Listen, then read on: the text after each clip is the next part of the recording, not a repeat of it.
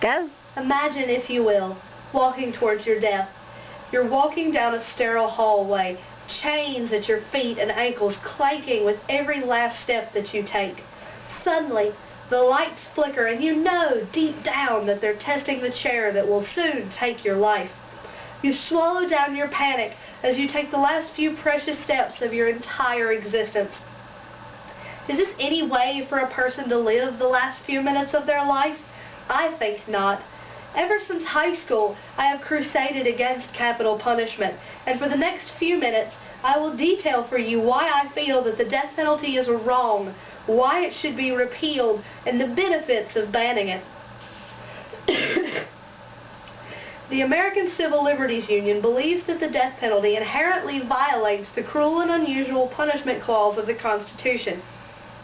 And they also believe that the state should not give itself the right to kill human beings, especially when it kills with such blatant premeditation and ceremony, in the name of the law or in the name of its people. And I couldn't agree more. I have always believed that no matter the crime, it is not the government's place to take a man's life. Mahatma Gandhi himself said that an eye for an eye makes the whole world blind. And who are we to murder a murderer? Capital punishment effectively makes a society that supports murder. We justify this slaughter by saying that the prisoner deserved it, that it should be their punishment, but is it really our place to decide who lives or dies? Many people believe that judgment lies after death, whether it be in the hands of God or reincarnation or whatever, but it does not lie with us. Another point to make is that some of the prisoners who are on death row may be innocent.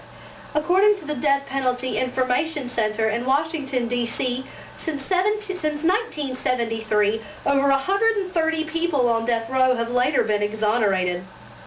Based upon fact, morals, and ethics, it is important that the death penalty be repealed.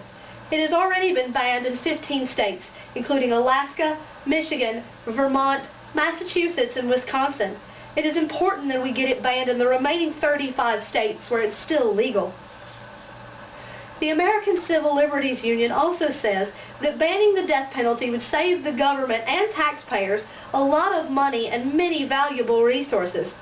Capital punishment cases squander the time and energy of the courts, the prosecuting attorneys, the defense counsels, juries, and courtroom and law enforcement personnel. It is also very expensive to keep a prisoner on death row. According to the Death Penalty Information Center, California alone would be saving $114 million per year beyond the cost of keeping a convict locked up for life. And California taxpayers would save more than $250 million for each of the state's executions. Based upon the same study, North Carolina's death penalty costs $2.16 million per execution, over the cost of a sentencing. Beyond saving unbelievable amounts of money and resources, juries would be more likely to convict if the death penalty were repealed, and European countries would look more favorably upon the United States. Also, contrary to popular belief, repealing capital punishment would not create sympathy for perpetrators. Considering the evidence at hand that capital punishment is in clear violation of the cruel and unusual punishment clause of the Constitution, and that at the most basic level it makes a society of murderers and wastes considerable government and taxpayers' money and resources, I believe that it is important that the death penalty be repealed nationwide.